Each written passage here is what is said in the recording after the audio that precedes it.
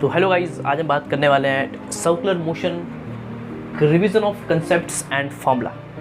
तो ये जो लेक्चर्स होगा इसके अंदर हम बात करेंगे सर्कुलर मोशन के जो फॉर्मूले हैं उनको क्या करेंगे, एक बार हम अंडरस्टैंड करेंगे, उनका जो कंसेप्ट है उसको क्या करेंगे, हम बिल्ड कर लेंगे। क्योंकि मैं आज बात करने वाला हूँ इनके फॉर्मूलोज़ के बारे में। फॉर्मूले आपको मैंने लिख दिया हूँ ताकि आप इसको याद कर सको, क्योंकि आपको मालूम है कि एग्ज़ाम्स के अंदर आज का जो लेक्चर होगा वो स्टूडेंट्स के लिए होगा जो MSCTs या फिर JEE या नीट वगैरह के एग्ज़ाम क्या कर रहे हैं, दे रहे हैं। तो एंट्रेंस एग्ज़ाम के लिए ये इंपॉर्टेंट लेक्चर होने वाला है, जहाँ बात करने वाले हैं फॉर्मूलेज़ जो सबसे ज़्यादा इंपॉर्टेंट होते हैं। अगर आपको मालूम है, आप कोई भी एग्ज़ाम दे रहे हो, चाहे वो CT हो, चाहे वो JEE हो, चाहे वो नीट हो, कोई भी एग्ज़ाम हो, तो वहाँ पर आपको डेरिवेशन नहीं पूछता, वहाँ पे आपको थ्योरी नहीं पूछता। ये बात गलत है कि थ्योरी नहीं पूछता।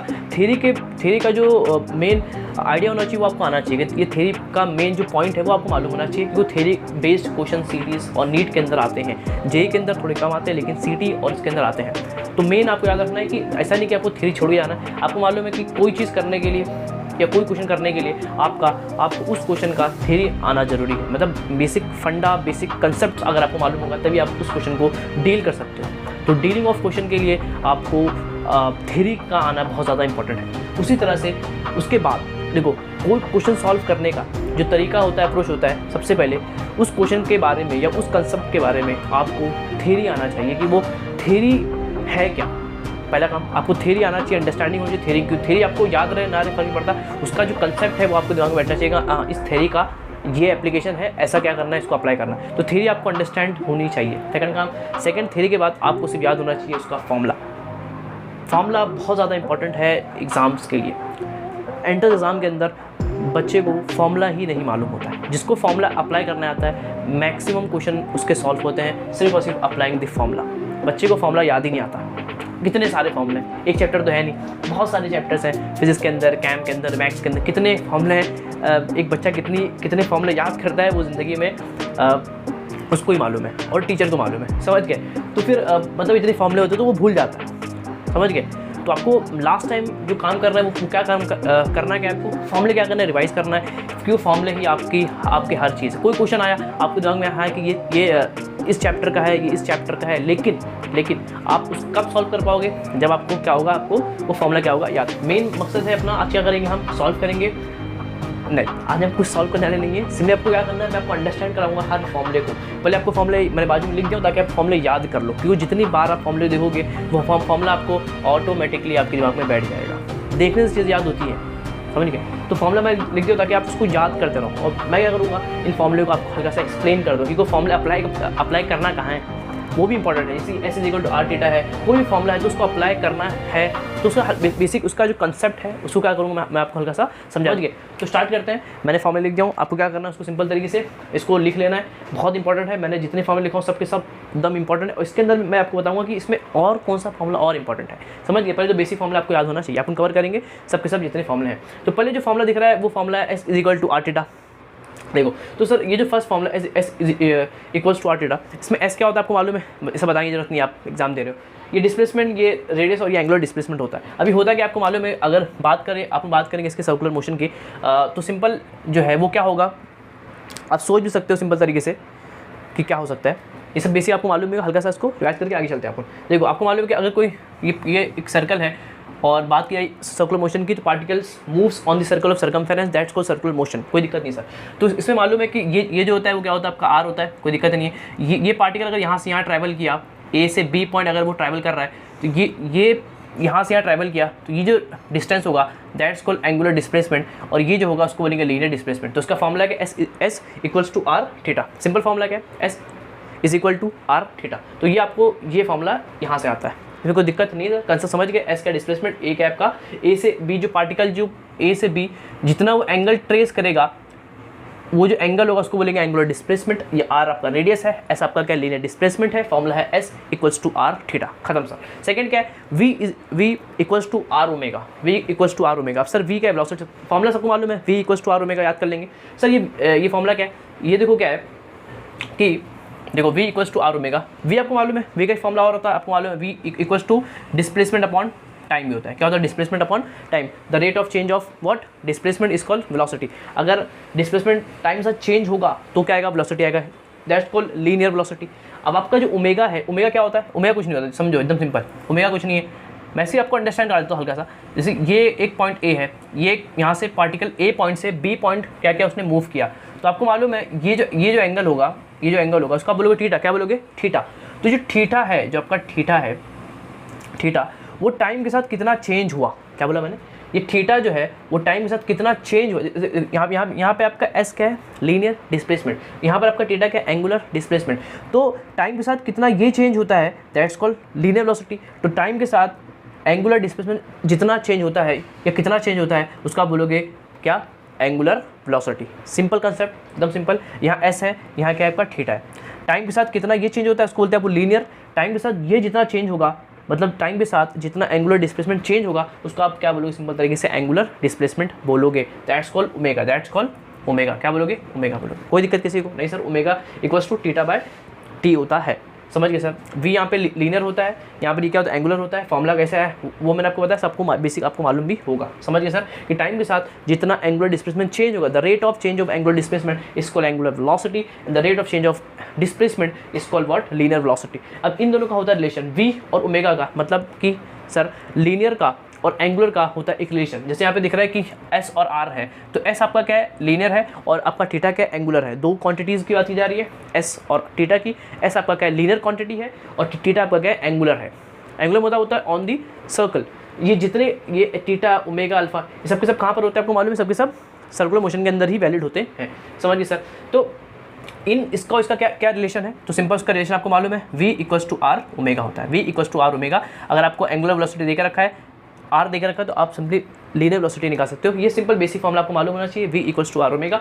और आप यहाँ से ओमेगा निकाल सकते हो, v अपॉन आर। कोई दिक्कत किसी को नहीं सर? तो यहाँ से ओमेगा भी निकाल सकते हो, सिंपली आर को नीचे लिखाओगे तो v upon R which is equal to your omega. कोई दिक्कत किसी को नहीं सर? तो ओमेगा भी आप यहाँ से निकाल सकते हो। फिर क्या है सर? फिर आपका एसी। एसी मतलब क्या होता है सर? Centripetal acceleration. आपको मालूम है कि वास्तविकता के अंदर 3 तरह के एक्सेलरेशन होते हैं। 3 तरह के, हाँ 3 तरह के एक्सेलरेशन होते हैं। एक तो आपने 10th स्टैंडर्ड के अंदर पढ़ा होगा, क्या सर? कि जो आपका जो एक्सेलरेशन होता है वो क्या होता है? एसी। सर एसी क्या है? फिर देखो आपने जो पढ़ा है वो पढ़ा है the rate of change of velocity. The rate of change of velocity मतलब टाइम के साथ वेलोसिटी में, जो वेलोसिटी के अंदर जितना चेंज आएगा उसको अपन क्या बोलते हो? ए बोलते हो। ए मतलब acceleration. The rate of change of velocity is called acceleration. सब आपको मालूम है, आप बड़े बच्चे हो। तो a equals to v upon t होता है, सबको मालूम है। यहाँ वी वेलोसिटी है, ए आपका एक्सेलरेशन है, तो ये आपने पढ़ चुके हैं, इसमें कोई दिक्कत नहीं है। अब यहाँ पर एक नया एक्सेलरेशन है, उसका नाम है एसी। क्या नाम है? एसी। एसी मतलब होता है सेंट्रीपिटल एक्सेलरेशन। कोई दिक्कत, यहाँ पे एसी क्या है? सेंट्रीपिटल एक्सेलरेशन है। इसका फॉर्मूला क्या होता है? वहाँ पे लिखा हुआ है वी स्क्वायर अपॉन आर। क्या होता है? वी स्क्वायर अपॉन, पहले आपको याद करना है फॉर्मूला और कुछ नहीं, वी स्क्वायर अपॉन आर। अभी होता क्या है? What is the centripetal acceleration? Simple concept होता है, आपको मालूम है जब क्या होता है सर? जब सर्कुलर मोशन होता है। जब सर्कुलर मोशन होता है तो आपको मालूम है कि इसे ये बॉडी अगर कर रही है सर्कुलर मोशन, तो टूवर्ड द सेंटर एक फोर्स लगती है, उसका नाम क्या होता है? Centripetal force. क्या होता है? If a body doing a circular motion, the one force which is acted toward the centre, that's called what? Centripetal force. हाँ सर, समझ गए सर? मतलब जब कोई बॉडी क्या करेगी? सर्कुलर मोशन करेगी, तो सेंटर क्या करेगा? उसको अपनी तरफ खींचेगा with the force of F। और ये जो फोर्स होती है इसका नाम क्या होता है? Centripetal force. और इसका फॉर्मूला होता है mv स्क्वायर अपॉन आर, जो आपको यहाँ पे लिखा हुआ है, समझ गए? तो सेंट्रीपिटल फोर्स क्या होती है? सबको हम हल्का सा रिवाइज कर लेंगे। जब बॉडी क्या करती है? सर्कुलर मोशन करती है, तो सेंटर पे क्या लगती है? फोर्स लगती है। वो फोर्स का काम क्या होता है? बॉडी को सर्कुलर मोशन कराना। उसका फॉर्मूला क्या होता है? mv स्क्वायर बटे आर। सब आपको याद होना चाहिए, mv स्क्वायर बटे आर, that is the formula of centripetal force. समझ गए सर? ये होती क्या है? ये फोर्स कुछ नहीं होती है, टूवर्ड्स दी सेंटर लगती है। काम क्या होता है? बॉडी को सर्कुलर मोशन कराना। अगर बॉडी सर्कुलर मोशन कर रही है तो वास्तविकता के अंदर उस बॉडी पर क्या लग रही होगी? सेंट्रीपिटल फोर्स लग रही होगी। अगर सेंट्रीपिटल फोर्स नहीं होगी तो वो बॉडी सर्कुलर मोशन नहीं करेगी। मतलब दुनिया के अंदर जो ऑब्जेक्ट सर्कुलर मोशन कर रहे हैं या जो कर पा रहे हैं वो कर पा रहे हैं बिकॉज ऑफ सेंट्रीपिटल फोर्स की वजह से। अगर कोई बॉडी, अगर क्वेश्चन आपको आया इस तरह से कि अगर एक बॉडी सर्कुलर मोशन कर रही है तो उसमें से क्या चीज़ कंपलसरी है? तो सेंट्रीपिटल फोर्स कंपलसरी है। कोई भी object without centripetal force circular motion नहीं कर सकता है। समझ गए सर? ये होती क्या है? ये फोर्स होती है जो टूवर्ड सेंटर लगती है। फॉर्मूला होता है mv स्क्वायर बटे आर। समझ गए सर? अब आपको मालूम है ये सेंट्रीपिटल फोर्स लग रही है। अब न्यूटन का सेकंड लॉ होता है, क्या सर? अब देखो इसका एक फॉर्मूला और है, इसका सब मॉडिफिकेशन मैं लिखा हूँ, m r ओमेगा स्क्वायर। ये क्या है? समझा? एकदम सिंपल है भी। इसको सब आप सबको मालूम, कुछ आपको लिखने की जरूरत नहीं है, हल्का सा देख लेंगे ताकि आपको रिवाइज हो जाए। अब देखो जो सेंट्रीपिटल फोर्स है वो मैं लिखा mv²/r। अब v equals to r omega होता है, जैसे आपको मालूम होगा। तो v जहाँ रहेगा वहाँ पुट करेंगे r ओमेगा, तो ये जाएगा r² omega square upon r, एक r से एक r मर गया, तो m r omega square, that is your centripetal force. कोई दिक्कत किसी को नहीं सर। और आप बोल सकते हो कि r ओमेगा जो है, r ओमेगा कहाँ गया, गायब हो गया। देखो r ओमेगा v के बराबर होता है, ये r ओमेगा जो है वो v के बराबर है और एक ओमेगा बचा हुआ है, तो ये फॉर्मूला और आपका बन जाएगा mv ओमेगा। क्या बन जाएगा, m ओमेगा v या mv ओमेगा, समझ गए। r ओमेगा को मैंने लिखा v, क्या लिख दिया v, और एक ओमेगा बचा था, तो mv ओमेगा ये m omega v, that's also भी the formula of centripetal force. आपको एक याद रहेगा, आपको दो बहुत फेमस है। फर्स्ट क्या है आपका mv²/r और एक फॉर्मूला क्या m r ओमेगा स्क्वायर, समझ गए सर। तो ये दो फॉर्मूले सेंट्रीपिटल फोर्स के आपको याद होने चाहिए, कोई दिक्कत किसी को नहीं सर। अब आपको मालूम है, समझ गए सर, सेंट्रीपिटल फोर्स होती है क्या, ये ऐसी फोर्स होती है जब बॉडी जो टुवर्ड दी सेंटर लगती है। काम क्या होता है, बॉडी को सर्कुलर मोशन कराना। अगर बॉडी सर्कुलर मोशन के अंदर है तो सेंट्रीपिटल फोर्स लगेगी, अगर सेंट्रीपिटल फोर्स नहीं लगेगी तो वो बॉडी सर्कुलर मोशन नहीं करेगी। कोई दिक्कत किसी को नहीं सर। थोड़ा सा फास्ट बोलेंगे और फास्ट समझेंगे क्योंकि टाइम आपके पास कम है। तो इतना हो गया। अब क्या सर, अब आपको मालूम है F इक्वल्स टू ma होता है। क्या होता है, F इक्वल्स टू ma होता है, न्यूटन्स सेकंड लॉ। जब बॉडी पे फोर्स लगेगी तो उस बॉडी के अंदर क्या आएगा, एक्सेलरेशन। अब यहाँ पर अगर आपका सेंट्रीपिटल, तो यहाँ पर बॉडी के अंदर क्या आएगा, सेंट्रीपिटल एक्सेलरेशन आएगा। क्या बात है सर। तो अगर मैं इसको कंपेयर करता हूँ, अगर मैं इस फोर्स को, अगर F को मैं कंपेयर करता हूँ mv²/r से, तो m से m गया, तो a आपका दिख रहा है कि a जो इक्वल होगा किसके, a जो c होगा वो इक्वल किसके होगा, v²/r के क्या होगा, इक्वल होगा। समझ गए सर। तो आपका ac मतलब होता है centripetal acceleration comes due to centripetal force. आपको मालूम है जब बॉडी पे लगेगा फोर्स, उसके अंदर आएगा एक्सेलरेशन। अब यहाँ पर जो फोर्स है वो सेंट्रीपिटल फोर्स, तो उस बॉडी के अंदर जो आएगा एक्सेलरेशन उसका नाम होगा centripetal acceleration. Comparing the formula then we can get the formula AC equals to v²/r।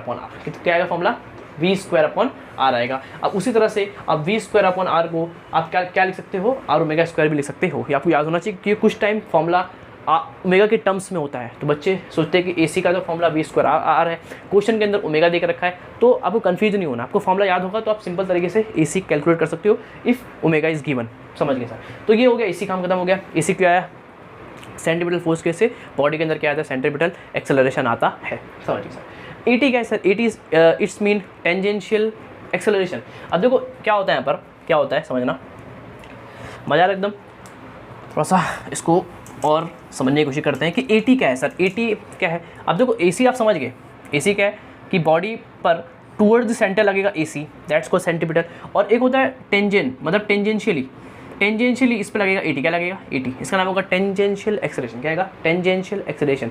इसका जो फॉर्मूला है ये कब आता है, सिंपल, जब स्पीड में चेंज आएगा। क्या आएगा, जब स्पीड के अंदर चेंज आएगा।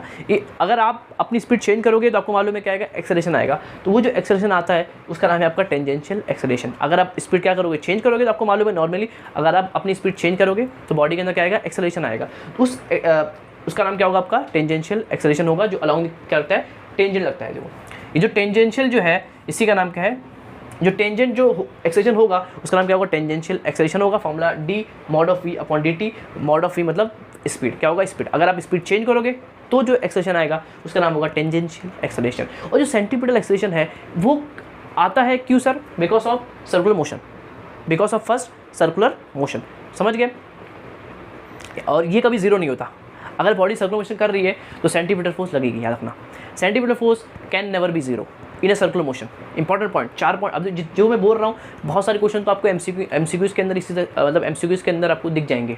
सिंपल कंसेप्ट बेस्ड जो क्वेश्चन होंगे वो CT नीट वगैरह के अंदर आपको दिख जाएंगे। JEE के अंदर नहीं दिखेंगे, उसमें थोड़े अच्छे क्वेश्चन आते हैं, लेकिन CT नीट के अंदर आपको क्वेश्चन इस तरह से भी दिख सकते हैं। थ्योरी वाले क्वेश्चन बहुत आते हैं, तो कंसेप्ट के बेस आते हैं कि इनमें से कौन जीरो होगा तो इन ए सर्कुलर मोशन, तो वहाँ पे लिखा होगा AT AC। तो आपको याद रखना है कि अगर बॉडी सर्कुलर मोशन कर रही है तो centripetal force can never be zero, but AT tangential acceleration should be zero हो सकता है। समझे। ये देखो ये जीरो हो सकता है कब, जब आपकी स्पीड अगर चेंज ना हो। ये कब आता है, जब स्पीड चेंज होती है। स्पीड अगर चेंज होगी तो ये आएगा, अगर स्पीड चेंज ही ना हो तो ये नहीं आएगा। समझ गए, कोई दिक्कत नहीं सर। तो ये समझ गए ये AT क्या होता है, AT समझ गए, AC समझ गया। अभी A नेट क्या होगा, A नेट मतलब देखो AC/AT का अगर नेट कहाँ से निकलेगा, रिजल्टेंट यहाँ से निकलेगा, that's called A net, that's called A net. Formula क्या होगा, अंडर रूट इसका स्क्वायर प्लस इसका स्क्वायर। देखो अगर AC को अरे भूल गए क्या, वेक्टर वेक्टर वेक्टर। इसका जो आर होगा मतलब इसका जो ए नेट होगा उसका फॉर्मूला क्या होगा, अंडर रूट इसका स्क्वायर प्लस इसका स्क्वायर। सब आप पढ़ चुके हो किसके अंदर, 11 के अंदर, समझ गए। और अगर आपको निकालना ये एंगल, आपको निकालना ये एंगल, तो कुछ नहीं कर दो, इसको शिफ्ट कर दो, that's called parallel shifting, AC। तो ये होगा अब यहाँ अप्लाई करो 10 क्या होगा, 80 upon AC, sorry AC upon 80, ये आप निकाल सकते हो यहाँ से, फॉर्मूला याद रखना आपको, AC upon 80 is called 10 alpha, और अल्फा आप निकाल सकते हो 10 इनवर्स AC अपॉन 80 से, तो ये एंगल आप निकाल सकते हो, समझ गए, कोई दिक्कत नहीं सर। तो ये अब अल्फा क्या होता है, अरे अल्फा क्या होता है, सिंपल समझो अल्फा क्या होता है। देखो जिस तरह से आता है लीनियर क्या एक्सेलरेशन, उसी तरह से आता है एंगुलर एक्सेलरेशन। इसका फॉर्मूला होता है v अपॉन टी, मतलब जब वेलोसिटी के अंदर चेंज आएगा तो बॉडी के अंदर एक्सेलरेशन आएगा।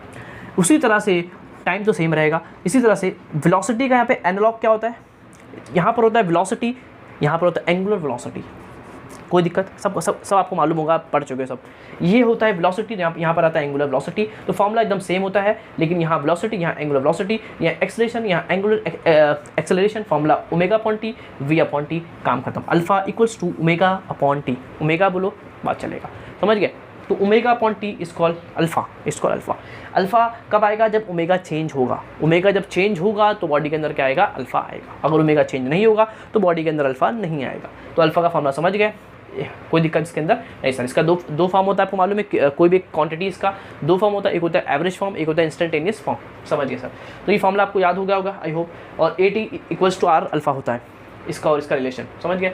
ये आपको मैंने बता दिया। एक होता है सेंट्रीफ्यूगल फोर्स, सब आपको मैं कोशिश कर रहा हूँ कवर करने की। सेंट्रीफ्यूगल फोर्स क्या होता है सबको मालूम है। सेंटीमीटर फोर्स की जो अपोजिट होता है, जैसे सेंटीमीटर फोर्स लगती है टुवर्ड्स द सेंटर, तो इसके जो अपोजिट लगेगा उसका नाम होगा सेंट्रीफ्यूगल फोर्स। क्या होगा इसका नाम, centrifugal force, which is away from centre, which is away from centre, that's को सेंट्रीफ्यूगल फोर्स। इसका काम क्या होता है, opposite of centimetre force. Centimetre जो फोर्स है उसका काम होता है बॉडी को सर्कुलर मोशन कराना, और सेंट्रीफ्यूगल जो फोर्स है उसका काम होता है बॉडी को सर्कुलर मोशन से हटाना। क्या करना है, उसको बाहर फेंकना। क्या करना, ये जो मोशन हो रहा है, अगर यहाँ पे कोई पार्टिकल है तो उसको वो बाहर फेंकेगा। सब आपको मालूम है, कोई दिक्कत नहीं सर। तो इसका काम इसके अपोजिट होता है। फॉर्मूला दोनों का सेम होता है, फर्क सिर्फ माइनस का आता है। बात की जाए दोनों की अगर मैग्नीट्यूड वाइज तो दोनों सेम होते हैं। ये 20 तो ये 20, ये 30 तो 30। अगर दोनों का बात की जाएगी किसकी, वैल्यूज़ की, जब बात की जाएगी दोनों की मैग्नीट्यूड्स की, तो दोनों का वैल्यूज़ क्या होता है, सेम होता है। फ़र्क आता है सिर्फ और सिर्फ किसका, डायरेक्शन का। इसका और इसका डायरेक्शन दोनों क्या होता है, अपोजिट होता है। इस तरह से मैंने यहाँ पे लिखा हूँ, देखो direction are opposite but their magnitudes are the same. Then the formula of time simple pendulum formula T equals to 2 pi under root L cos theta upon G। फॉर्मूला आपको याद होगा आई होप। इसका पूरा डेरिवेशन वगैरह अपने channel पे मौजूद है। अब अगर कोई 12 वगैरह का स्टैंडर्ड का बच्चा है तो जाके इसका 1 शॉर्ट लेक्चर दे सकता है, 1 शॉर्ट लेक्चर। उसके अंदर आपने पूरा चैप्टर क्या किया, कवर किया। तो यहाँ सिंपल टाइम उसका फॉर्मूला याद रखेंगे, बहुत इंपॉर्टेंट है। फॉर्मूला क्या है, T equals to 2 pi under root L cos theta upon G। समझ गए। तो ये फॉर्मूले के ऊपर क्वेश्चन थोड़े से घुमा के आएगा। मतलब सर, मतलब ज़रूरी नहीं कि हरदम आपको 2 pi under root L cos theta upon G का अप्लाई करना पड़ेगा फॉर्मूला। आपको मतलब फॉर्मूला याद होना चाहिए। तो देखो फॉर्मूले से ये काम आपको करने आना चाहिए। कोई भी फॉर्मूले के अंदर आपको ये काम करने आना चाहिए। क्या सर, बहुत सारे काम करना चाहिए उसमें से ये काम आपको आना चाहिए। जैसे मैं अगर क्वेश्चन के अंदर सिर्फ टाइम का और आपको दिया है किसका, लेंथ का, सिर्फ मतलब क्वेश्चन के अंदर सिर्फ टाइम और लेंथ है, टाइम और लेंथ गिवन है। मतलब जब उसका लेंथ इतना था तो उसका टाइम पीरियड इतना था। जब उसका लेंथ मैंने 20% बढ़ा दिया, सीटी के अंदर ये क्वेश्चन आता ही आता है इस तरह क्वेश्चन। जब मैंने उसका टाइम पीरियड, जब उसका मैंने लेंथ 20% बढ़ा दिया, जब मैंने उसका लेंथ 30% कम कर दिया, तब उसका टाइम पीरियड क्या होगा। तो इस क्वेश्चन के अंदर सिर्फ टाइम और लेंथ की बात, टाइम और जो पेंडुलम का जो लेंथ है उसकी बात की जा रही है, और सबसे उसको कोई मतलब नहीं है। तो आप डायरेक्ट लिखोगे कि टी जो है वो एल के क्या दिख रहा है आपको, सब हटा दो, ये सब हटा दो। टी एल के क्या है, अंडर रूट एल के क्या है, डायरेक्टली प्रोपोर्शनल दिख रहा है। आपको दिख रहा है कि टी जो है वो अंडर रूट एल के क्या है, डायरेक्टली प्रोपोर्शनल है। अब आपको मालूम है मैं इसको ऐसा लिख सकता हूँ कि T1 upon T2 equals to under root L1 upon L2। ये फॉर्मूला काम आएगा, समझ गए। तो ये फॉर्मूला आपको बनाना आना चाहिए। अगर टाइम और लेंथ दिया है तो आपको ये फॉर्मूला अप्लाई करना है, आपको इसमें घूमना नहीं है। सब आपको मालूम है, बहुत सारे लोगों को मालूम ही होगा। अगर टाइम का और जी का रिलेशन देकर रखा है, मतलब सर क्वेश्चन अलग अलग आते हैं बहुत तरीके के, कि आपको मालूम है जी की वैल्यू चेंज होती है due when we change the planet.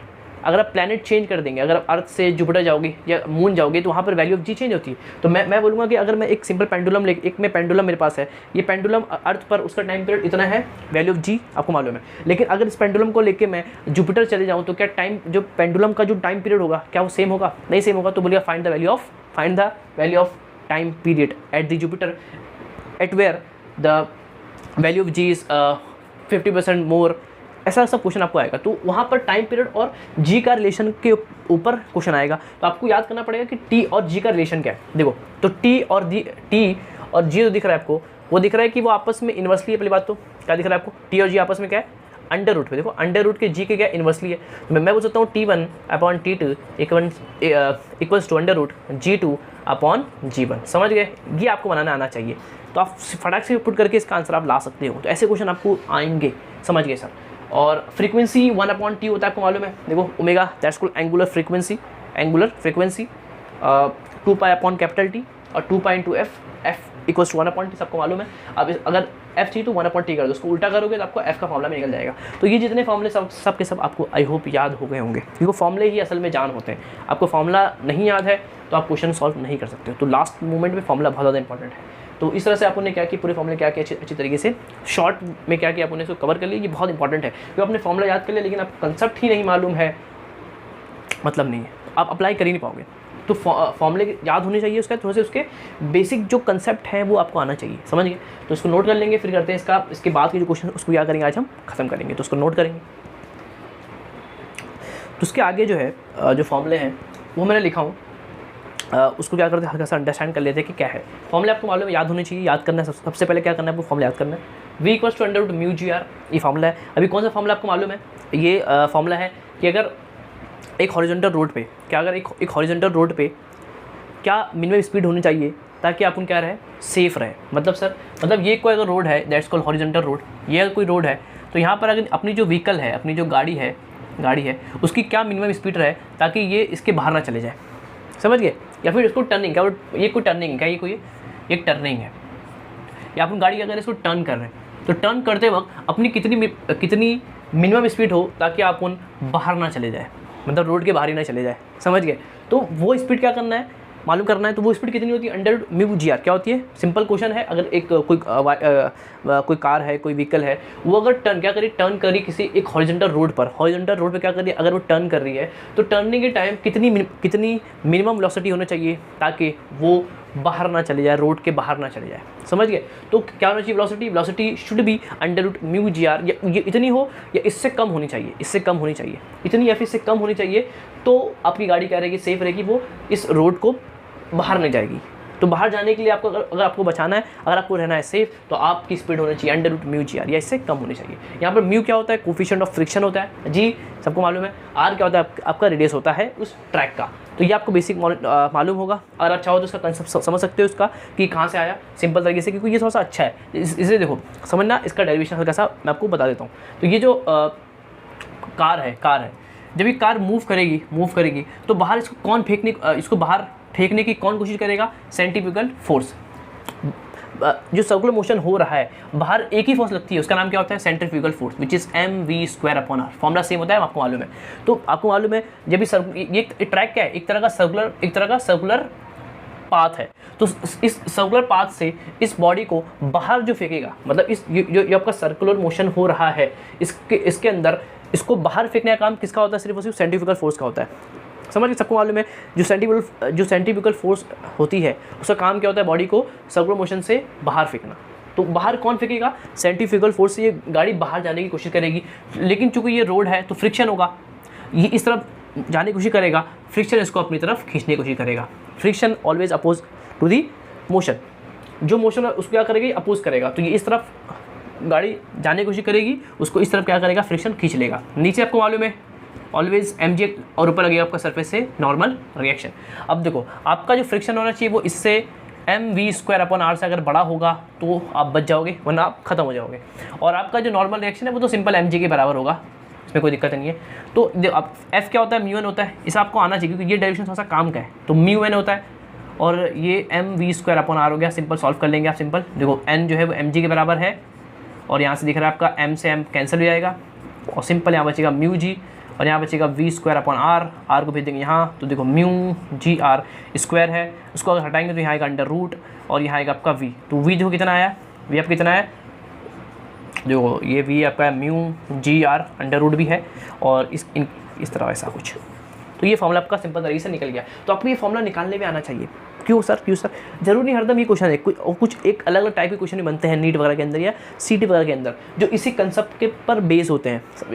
Like का क्वेश्चन, डिस्क वाला क्वेश्चन आपने देखा होगा, डिस्क वाला कौन सा था? डिस्क वाला नहीं, डिस्क वाला जो एक डिस्क है, क्या एक डिस्क है, डिस्क पर कोई एक मक्खी आ गई या कोई कॉइन है, कुछ ना आते मक्खी है या कोई कॉइन है, क्या है, कोई कॉइन है। तो जब ये डिस्क रोटेट करेगा, क्या करेगा, जब ये डिस्क रोटेट करेगा तो आपको मालूम है कॉइन कहाँ जाएगा, बाहर जाएगा, समझ गए?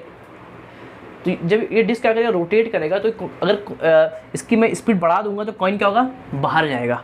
तो बोलेगा find the velocity, find the velocity, ये फाइंड द लिमिटिंग फ्रिक्शन, मतलब ऐसे क्वेश्चन यहाँ पूछते हो, यहाँ पे आपको हल्का सा ये सब आना चाहिए। जैसे यहाँ पर क्या होगा आपको मालूम है, जैसे ये बाहर जाने की, जब ये घूमेगा तो ये बाहर एक फोर्स लगेगी, उसका नाम क्या होगा, सेंट्रीफ्यूगल फोर्स, जो क्या करेगी, इसको बाहर फेंकेगी, बिकॉज ऑफ ये हो रहा है सर्कुलर मोशन। तो इसको बाहर फेंकने का काम किसका होता है, सेंट्रीफ्यूगल फोर्स का होता है, जो क्या करता है, इस बॉडी, ये जो बॉडी है इसको क्या करेगा, इस सर्कल से बाहर फेंकेगा, that's called centrifugal force. Formula आपको मालूम है, mv²/r, कोई दिक्कत नहीं है। लेकिन इसको यहाँ कौन खींचेगा, फ्रिक्शन खींचेगा, बिकॉज ये जो कॉइन जिस प्लेट पर है वहाँ फ्रिक्शन होगा, तो फ्रिक्शन इसको अपनी तरफ खींचेगा। देखो यहाँ लग गया सिंपल तरीके से वही फॉर्मूला, क्या नीचे mg होगा और ऊपर क्या होगा, नॉर्मल रिएक्शन होगा, इसमें कोई फ़र्क नहीं होगा। फ़र्क यही है कि ये फ्रिक्शन इससे बड़ा होना चाहिए, अगर इससे बड़ा होगा तो ये बच जाएगा, समझ गए, वरना काम खत्म, वरना काम खत्म। आपको मालूम है यहाँ पे वेलोसिटी ना आते हुए यहाँ पे क्या आएगा, ओमेगा आएगा, क्योंकि वो पार्टिकल ओमेगा से घूम रहा है ना। यहाँ पे वेलोसिटी कब आएगा, जब वो लीनियर होगा, यहाँ पे आएगा ओमेगा। तो आपको मालूम है इसका formula in terms of omega भी होता है, mr²। तो आपका जो फ्रिक्शन है वो अगर mr² से बड़ा होगा तो वो कॉइन क्या रहेगा, सेफ रहेगा, वरना वो कॉइन क्या करेगा, ये जो पाथ है उसको क्या कर देगा, वो छोड़ देगा। फ्रिक्शन फिर से वही होता है, μn होता है, सिंपल देखो वही चीज़ आएगी, mr²। तो n दिख रहा है किसके बराबर है, mg के बराबर है, सेम सब कुछ फॉर्मूला है, mr²। m से m देखो सिंपली कैंसिल भी हो रहा है, μg which is equal to r²। तो अगर मैं बोली what is the value of omega, तो μg/r अंडर रूट इतनी होगी आपकी, अगर ओमेगा, अगर आप इतनी ओमेगा से अगर इसको आप घुमाओगे इतनी या फिर इससे कम, तभी ये कॉइन क्या रहेगा, सेफ रहेगा। ठीक है, ऐसा क्वेश्चन आपको आ सकता है, फाइंड द कंडीशन, एक वो कंडीशन बताओ जब कॉइन इस पाथ को ना छोड़े, ये जो अपने पोजीशन है उसको लीव ना करे, ये जो पोजीशन है उसको वो ना छोड़े, तो उसके लिए क्या मिनिमम एंगुलर वेलोसिटी होनी चाहिए, what should be the minimum angular velocity for which the coin should not leave their path, समझ गए? तो वो अपना पाथ ना छोड़े या वो अपना जो सर्कुलर मोशन है उसको ना छोड़े, उसके लिए what should be the value of omega, तो ओमेगा होना चाहिए √μg/r। तो ऐसे क्वेश्चन आते हैं, ऐसे क्वेश्चन आपको आते हैं। अब बच्चे को अगर ये फंडा नहीं आएगा तो फिर वो इस तरह से कर भी नहीं पाएगा, समझ गए? या फिर बोलेगा फाइंड द वेलोसिटी, तो आपको मालूम है ओमेगा क्या होता है, v/r होता है, अरे पढ़े थे आपने, क्या होता है ओमेगा, क्या होता है आपको, v/r होता है। तो सिंपल अगर आप यहाँ पे v/r कर दोगे, देखो, और r से r को मार दो, मतलब ऐसा भी आप सब कुछ कर सकते हो। तो आप हर चीज़ आपको निकालने आना चाहिए। फाइंड द टाइम पीरियड, कुछ भी हो सकता है, टाइम पीरियड बताओ, तो time period omega is equal to 2π into t होता है, या 2π/t होता है। तो वहाँ से टाइम, मतलब हर चीज़ आपको आना चाहिए। कैलकुलेशन देखो, क्वेश्चन ऐसे आएंगे, आपको आना चाहिए बस, और कुछ नहीं, समझ गए? तो ये बेसिक फंडा आपको समझ गया, इसमें कोई दिक्कत नहीं है सर। तो √μgr बी दी वेलोसिटी, समझ गए? और देखो ये क्या है sir, that's called angle of banking. क्या होता है, एंगल ऑफ बैंकिंग होता है, ये आपको मालूम है, हल्का सा मैं इसको बता देता हूँ। सेकंड जो है वो क्या है आपका, V minimum should be √rg tangent. ये क्या है सर, आपको मालूम है कि ये जो वेलोसिटी है वो क्या आपको मालूम है, एंगल ऑफ बैंकिंग। मतलब अगर मैं इस रोड को थोड़ा बैंक कर दूँ, क्या कर दूँ, बैंक, मतलब देखो ये रोड था, ये एक हॉरिजॉन्टल रोड है, अगर इस रोड को मैं उठा दूँ कुछ एंगल पे, देखो अब ये आपका रोड बन चुका है और ये अब सरफेस से कुछ एंगल क्या है, उड़ गया है, that's called angle of banking, इसको बोलते हैं एंगल ऑफ बैंकिंग। तो अब आपकी कार यहाँ पर हो जाएगी, अब आपकी कार यहाँ पर चल रही है, तब आपकी क्या स्पीड होना चाहिए, अब यहाँ पर मान लो दो कंडीशन है, एक फ्रिक्शन नहीं है और एक फ्रिक्शन है।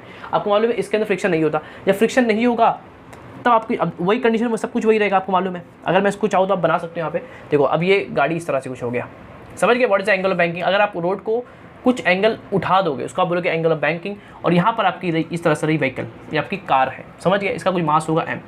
अब क्या होगा समझना, ये भी सिंपल होता है, आपको मालूम है, बहुत लोग आता भी होगा। सिंपल क्या करेंगे, आपको मालूम है कि यहाँ पर एक फोर्स लगेगी, दैट्स कॉल्ड mv²/r, दैट्स को सेंट्रीफ्यूगल फोर्स, जो क्या करेगी, इसको ऊपर खींचेगी। क्या करेगी, इसको ऊपर खींचेगी। सर ये ऐसा क्यों है, ये ऐसा दिखाया गया, असल में ये इसको ऊपर खींचेगी, ये फोर्स जो है उसको असल में बाहर की तरफ क्या करेगी, फेंकेगी। समझ गए, एम वी स्क्वायर अपॉन जो यहाँ था वो यहाँ पर भी है। समझ गए सर, बाहर की तरफ इस तरफ एक फोर्स लगेगी, उसका नाम क्या होगा, M we square upon R. ये क्या करेगी, इसको बाहर की तरफ क्या करेगी, फेंकेगी, मतलब ये रोड के बाहर फेंकेगी।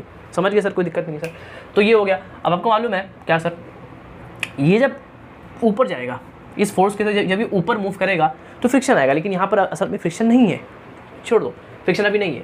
अब क्या होगा सर, अब आपको मालूम है क्या कि यहाँ पर सरफेस से लगे परपेंडिकुलर एक नॉर्मल रिएक्शन, क्या होगा, एक नॉर्मल रिएक्शन होगा, और ये होगा सिंपल आपका एक component that's called M G, downward side. हाँ सर, ये होगा आपका थीटा, कोई दिक्कत नहीं सर। अगर मैं इसको यहाँ से इस तरह से कर दूँ एम जी के ऊपर, तो ये एंगल थीटा, तो ये एंगल कितना होगा, थीटा होगा। कितना होगा, थीटा, सबको आता होगा ये एंगल थीटा, ये भी कितना होगा आपका, थीटा होगा। तो एन का बनेगा एक ये कंपोनेंट एन कॉस थीटा, और इसके बनेगा परपेंडिकुलर एन साइन थीटा। इसमें किसी को दिक्कत, जिस तरफ थीटा उस तरफ कॉस, उसके परपेंडिकुलर साइन। तो N cos theta M G बराबर हो गया। और ये जो कंपोनेंट है एन साइन थीटा, ये अगर इससे बड़ा होगा तो आपकी जो गाड़ी है वो सेफ रहेगी। अगर ये बड़ा हो गया तो गाड़ी उस तरफ जाएगी, ये अगर बड़ा होगा तो गाड़ी इसी के अंदर रहेगी। मतलब ये कंडीशन है कि n sine theta should be equal और should be greater than m we square upon r. समझ गए सर, तो ये कंडीशन सिंपल, कोई दिक्कत किसी को नहीं सर। बाहर लगी M we square upon R, नीचे लगेगी एम जी, कोई दिक्कत नहीं है। यहाँ लगे नॉर्मल रिएक्शन, इसके बनेंगे दो कंपोनेंट, एक एन कॉस थीटा, इसके परपेंडिकुलर क्या लगेगा सिंपल तरीके से एन साइन थीटा। तो देखो ये रहा आपका सिंपल तरीके से, नीचे लगा आपका एम जी। ये इंपॉर्टेंट है, ये इंपॉर्टेंट है, आपको लॉज ऑफ मोशन के अंदर भी आपको काम आएगा, और आपको आपका एक तरह का रिवीजन भी हो जाएगा आपका लॉज ऑफ मोशन वगैरह भी। तो देखो ऊपर क्या हो गया, एन कॉस थीटा हो गया, और यहाँ पे हो गया आपका एन साइन थीटा। कोई दिक्कत किसी को नहीं सर, इसके आपने कॉम्पोनेंट ले ली तो आप इसका भूल सकते हो। तो ये हो गया इसका डायग्राम। आपको मालूम है ये इसके इक्वल, ये इसके इक्वल होगा। तो अगर ये फोर्स इक्वली बड़ी होनी चाहिए, लेकिन आप इक्वल मान के चलते हैं अगर M we square upon R, और ऊपर की फोर्स क्या है आपका simple N cos theta equals to what, M G. इसको बोल दो फर्स्ट, इसको बोल दो सेकंड। आपको मालूम है इसको सिंपली आप क्या करना, सॉल्व करना है। और आप डिवाइड कर दोगे, क्या करोगे, अगर आप डिवाइड करोगे आप देखो क्या होगा, एन से N cancel, sine upon cos 10 बन जाएगा। देखो एम से M cancel, we square upon R G बन जाएगा। सिंपल आपको इससे इसको डिवाइड करना है, एन से N cancel, sine upon cos 10, m से M cancel, we square upon v square, m जा चुका है तो v square upon R G. तो यहाँ से आप वी निकाल सकते हो, ये होगा are G tan theta equals to V square. तो आपका वी कितना होगा, under root R G tan theta, जो कि आपका फॉर्मूला है। समझ गए, ये फॉर्मूला बहुत लोगों को याद भी होगा, हल्का सा आपको डेरिवेशन आना चाहिए इसका। तो V equals to under root R G tan theta, ये फॉर्मूला होगा। Theta is a angle of banking, R G आपको मालूम है, ये हो गया आपकी मिनिमम स्पीड विदाउट फ्रिक्शन। अगर फ्रिक्शन नहीं है तो ये इसकी स्पीड होनी चाहिए। एंगल ऑफ बैंकिंग के अंदर वेलोसिटी ये होता है, under root R G tan theta होता है, यहाँ पर कोई फ्रिक्शन नहीं है, दैट्स कॉल्ड मिनिमम वेलोसिटी। तो अब ये जो है वो मैक्सिमम वेलोसिटी है, इसके अंदर क्या फ़र्क आता है सर, इसको नोट कर लेंगे, कोई दिक्कत नहीं सर।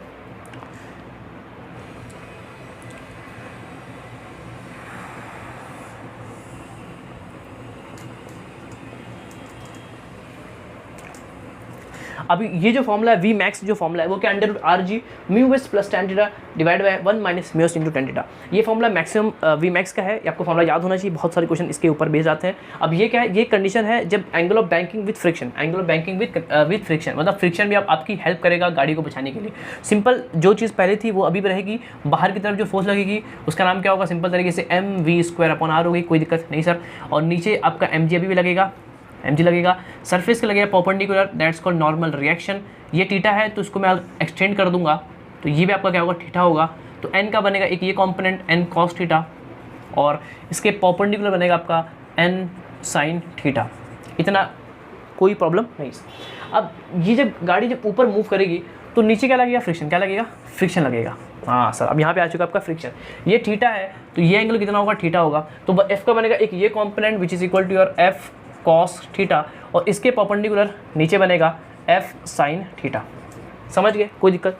ये फ्रिक्शन, इसका बना एक कंपोनेंट एफ कॉस थीटा, इसके परपेंडिकुलर नीचे होगा। देखो इसके परपेंडिकुलर क्या होगा, एक बनेगा ये, एक बनेगा ये, एक बनेगा ये। देखो एक बनेगा ये और एक बनेगा ये, तो F sine theta.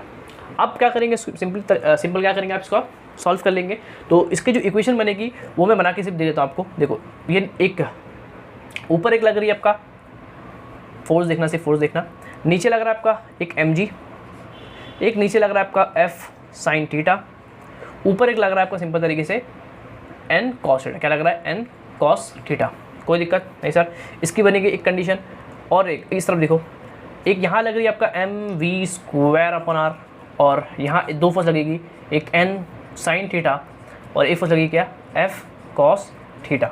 Simple equate करना है। अगर आप इसको, अगर ऊपर की फोर्स इक्वल किसकी होगी, नीचे के फोर्स के, अगर बॉडी किसके अंदर है, इक्विलिब्रियम के अंदर है, और ये जो फोर्स होगी which is equals to what, N sine theta plus F cos theta के। बन गई दो इक्वेशन। सो सॉल्व करेंगे और लास्ट में आपका आंसर कितना निकलेगा, under root mu S plus tan theta upon 1 minus mu S into tan theta, ये आपका निकलेगा लास्ट के अंदर आंसर। समझ गए। तो ये दो इक्वेशन बनती इस तरह से है। आपको इसका आगे आपको सॉल्व नहीं करना, ये आपको काम नहीं आएगा, आपको फॉर्मूला क्या रखना, याद रखना है। समझ गए सर। उसके बाद सर ये सब क्या है, ये सब क्या है, इसको क्या करते हैं अपन अंडरस्टैंड करने की कोशिश करते हैं। अब जो टॉपिक है उसका नाम क्या है, वर्टिकल सर्कुलर मोशन। आपको मालूम होगा, आपको बेसिक इसके अंदर आना चाहिए, फॉर्मूला आपको याद होना चाहिए। आपको मालूम है कि जब ये अगर कर रहा है वर्टिकल सर्कुलर मोशन, मतलब क्या, if a motion, which motion, circular motion doing on vertical circle, doing on vertical circle like अ झूला इसको व्हाट, वर्टिकल सर्कुलर मोशन। कोई दिक्कत नहीं, आपको सिर्फ याद रखना है कंसेप्ट और फॉर्मूला। तो आपको मालूम है कि हर एक पॉइंट पे अब क्या होगी, इसकी स्पीड होगी। तो ये मान लो एक ए पॉइंट है, या आपका बी पॉइंट है, या आपका सी पॉइंट है, या आपका टॉप मोस्ट पॉइंट, या आपका लोवेस्ट पॉइंट, या आपका मिड पॉइंट। आपको मालूम है कि ये जो पॉइंट होता है उसकी स्पीड कितनी होती है, 0 होती है। कितनी होती है, 0 नहीं, वी कितना है, अंडर रूट जी आर कितना होता है, आपको याद होना चाहिए। इस यहाँ पे टॉप पे speed under root G R, यहाँ पे अंडर रूट 3 जी आर, यहाँ पे अंडर रूट 5 जी आर होती है। याद होनी चाहिए। अब एक चीज़ समझो, मान लो ये आपका ए पॉइंट है, ये आपका बी पॉइंट, ये आपका क्या सी पॉइंट है। अगर if you calculate the value of tension, अगर मैं ए पॉइंट पर टेंशन निकालने की कोशिश करूँ तो क्या होगा, देखो ये एक पॉइंट है, ये ए पॉइंट है, ए पॉइंट यहाँ पर अगर कोई चीज़ पहुँच गई, जैसे झूला पहुँच गया या कोई मास पहुँच गया, जैसे ये पेंडुलम है, इसको मैंने फेंका तो ये यहाँ पहुँच गया। समझ गए। तो अब यहाँ पर इस पर कितनी फोर्स लगेगी, ये इंपॉर्टेंट है।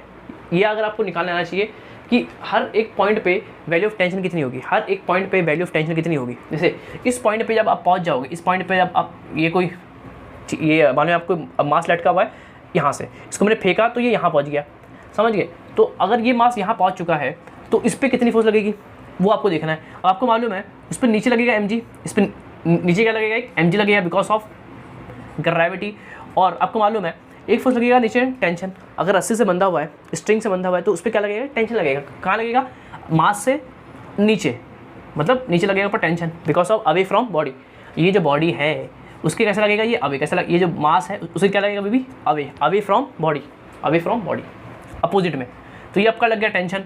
और एक फोर्स क्या लगेगी सर, बाहर की तरफ क्या लगेगी, अरे वही फोर्स, सेंट्रीफ्यूगल फोर्स, mv²/r। एक ही फोर्स का नाम याद होना चाहिए, mv²/r। कब लगती है, बॉडी को बाहर फेंकने। ये सर्कुलर मोशन हो रहा है, इसको बाहर फेंकने का काम कौन करेगा, सेंट्रीफ्यूगल फोर्स करेगा। तो बाहर ऊपर की तरफ एक फोर्स लगेगा mv²/r। नीचे के फोर्स इक्वल्स टू ऊपर की फोर्स कर दो, तो mg plus tension at A is equal to mv²/r। तो यहाँ से अगर टेंशन ऑफ ए में निकाल लूँ तो कितना आएगा, mv²/r माइनस mg। तो ये फॉर्मूला होगा टेंशन एट ए के लिए। ए पॉइंट पे इतना टेंशन होता है। अब बी पॉइंट का भी आप निकाल सकते हो सिंपल तरीके से।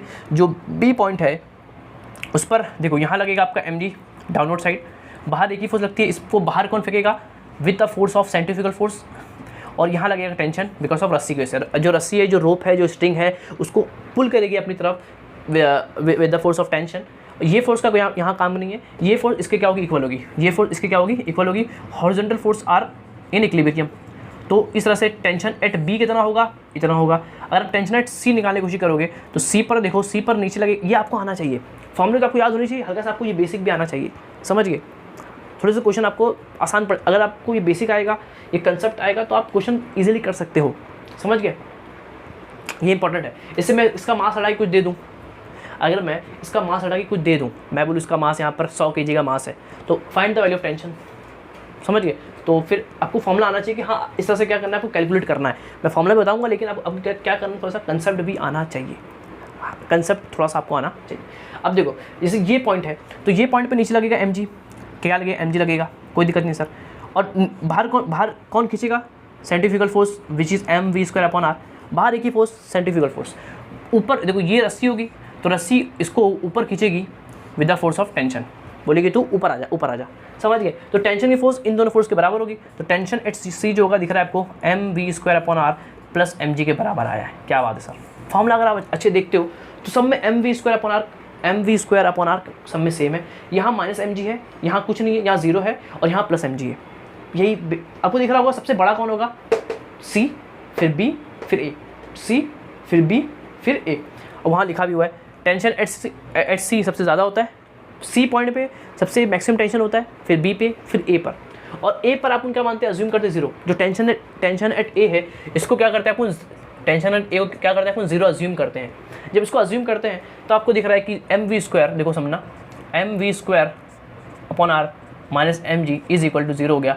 तो एम जी वहाँ चला गया और ये हो गया आपका M we square upon R, M से एम मर गया तो वी स्क्वायर कितना आ गया? देखो वी कितना आ गया? ये आर जी हो गया, वी स्क्वायर है तो वी कितना होगा? अंडर रूट होगा। इस आपको मालूम होगा, V equals to under root R G. देखो फॉर्मूला निकल गया। समझ गए? तो इस तरह से क्या करते हैं अपन? फॉर्मूला क्या करते हैं अपन? कैलकुलेट करते हैं। समझ गए? कोई दिक्कत? यहाँ जीरो पुट किया, इसको सॉल्व किया तो वी स्क्वायर आपका आर जी हो गया, तो वी कितना हो गया? आपका अंडर रूट आर जी हो गया। समझ गए? अब आपका यहाँ की अपनी स्पीड निकाला, कितनी स्पीड उसकी? अंडर रूट आर जी है। तो इसके रिस्पेक्ट में आप इसकी और इसकी स्पीड क्या करते हो? निकालते हो। तो वो स्पीड कितनी आती है? इसकी आती है। इसके रिस्पेक्ट में इसे यहाँ पर कोई मास है उसको छोड़ दो, तो यहाँ पर इसकी स्पीड कितनी है? अंडर रूट आर जी है। जब आप इसको छोड़ोगे तो इसके लिए यहाँ पर इसकी कुछ स्पीड होगी और यहाँ पर इसकी क्या होगी? स्पीड होगी। तो यहाँ पर जो होती है वो होती है अंडर रूट 3 जी आर और यहाँ पर होती है अंडर रूट 5 जी आर। जो सबसे ज़्यादा कहाँ पर होती है? यहाँ पर होती है, उससे कम यहाँ, उससे कम यहाँ होती है। समझ गए? कोई दिक्कत नहीं सर। और आपको याद रखना है ए पॉइंट पे टेंशन कितना होता है? 0 होता है। बी पॉइंट पे कितना होता है? 3 mg होता है इन टर्म्स ऑफ मास। और 6 पे कितना होता है आपका? 6 mg होता है। कुछ नहीं करना होता, उसको पुट करके इसका आंसर एक मैं बताया आपको। यहाँ पर टेंशन एट ए 0 होता है, बी पर टेंशन 3 mg होता है, लास्ट पॉइंट पे आपका कितना होता है? 6 mg क्या होता है? आपका टेंशन होता है। और इन दोनों का जो डिफरेंस होता है वो कितना होता है? 6 mg बराबर होता है। और टोटल एनर्जी मतलब जो यहाँ पार्टिकल हर एक जगह पर अलग अलग एनर्जी नहीं होती, हर पार्टिकल पे एनर्जी क्या रहती है? कंजर्व रहती है। मतलब अब बात करूँ पॉइंट ए पे, पॉइंट बी पे, पॉइंट सी पे, all the points have a same energy which equals to 5/2 mgr। समझ गए? तो हर पॉइंट पे एनर्जी क्या होती है? सेम होती है। वो कितनी होती है? 5/2 mgr के बराबर होती है। आप निकाल भी सकते हो। जैसे अगर मैं निकालने की कोशिश करूँ जो ए पॉइंट पे, तो ए पॉइंट में जो टोटल एनर्जी कितनी होगी? Sum of kinetic plus sum of potential energy. Kinetic होती है हाफ एम वी स्क्वायर। और अगर मैं ए पॉइंट पे निकाल रहा हूँ, ए पॉइंट पे निकाल रहा हूँ, तो ए पॉइंट पे आपकी word should be the velocity under root R जी। तो उसका अगर करेंगे स्क्वायर, देखो वी स्क्वायर होता है तो वी कितना है? Under r g. उसका स्क्वायर कितना होगा? आर जी बन जाएगा। Plus potential energy m g h मसाला, एच कितना है इसका? आर और आर 2r के क्या है? बराबर है। देखो क्या होगा सिंपल तरीके से, ये आर है आपका, आर जी है ना, आर जी। तो ये देखो M R G by 2, M R G by 2 और ये एक 2 mgr है। mgr ये 2 और एक हाफ, 2 और आधा कितना? 2.5 होता है। 2.5 मतलब 2.5 मतलब 5/2। समझ गए सर? तो 5/2 mgr with your tension total energy at A point. तो ए पॉइंट पे आपकी देखो 2 और आधा 2.5 हो गया, 2.5 मतलब 2.5 मतलब 5/2। तो 5/2 mgr be the total energy at point A. A point पे एनर्जी सेम होगी तो क्या बी पे अलग होगी? नहीं। आपको ऐसा 4 या 3 आपको क्वेश्चन के अंदर आएगा, 3 आपको ऑप्शंस रहेंगे। तो वहाँ पे बोला कि फाइंड ऐसा रहेगा क्वेश्चन की ए बी सी सब पर एनर्जी सेम होती है, ए पर अलग होती है, बी और सी पर अलग होती है। ऐसा क्वेश्चन आपको आएगा। तो आपको याद रखना चाहिए कि हर पॉइंट पे टोटल एनर्जी क्या रहती है? कंजर्व रहती है। Energy should be conserve in each and every point. समझ गए? ये आप मतलब क्वेश्चन आपको इसी तरह से घुमा फिरा के देगा। समझ गए? तो आपको आइडिया होना चाहिए। बेसिक नॉलेज जितना ज़्यादा आपको होगा, आपका बेसिक जितना कड़क होगा, स्ट्रांग होगा, आपके क्वेश्चन ऐसे बनेंगे और ऐसे बनने चाहिए क्योंकि टाइम बहुत कम होता है। समझ गए? तो ये तरह से मैंने क्या किया, पूरा कवर किया। बहुत सारी चीज़ें और भी है लेकिन इतना आपके लिए काफ़ी है। इतने क्वेश्चन से आप नीट वगैरह के क्वेश्चन, सीट वगैरह के क्वेश्चन क्या कर सकते हो? ईजिली सॉल्व कर सकते हो by using that given formula of concept. और फार्मूला क्या करना है आपको? क्या करना है? क्वेश्चन मेन क्या करना है आपको? प्रैक्टिस करना है। आप लगा के देखो क्वेश्चन, आपको मैक्सिमम क्वेश्चन सॉल्व होते हैं by using simple formula apply करो, आंसर लाओ। समझ गए? तो क्या करेंगे? इसको नोट करेंगे। मैंने पूरी कोशिश की आपको फार्मूला क्या करने का एक्सप्लेन करने का। फार्मूला याद करना सबसे इंपॉर्टेंट है, उसका इंपॉर्टेंट है उसका बेसिक आपको कंसेप्ट मालूम होना चाहिए। जो मैं क्या किया, मैंने क्वेश्चन ट्राई किया आपको बताने की। तो क्या करेंगे? आप पढ़ाई लिखाई करते रहेंगे। मैं तो उसको नेक्स्ट लेक्चर में और इसको क्या करेंगे? अपने दोस्तों क्या करेंगे? इसको शेयर करेंगे। चलिए पढ़ाई लिखाई करते रहे। All the best.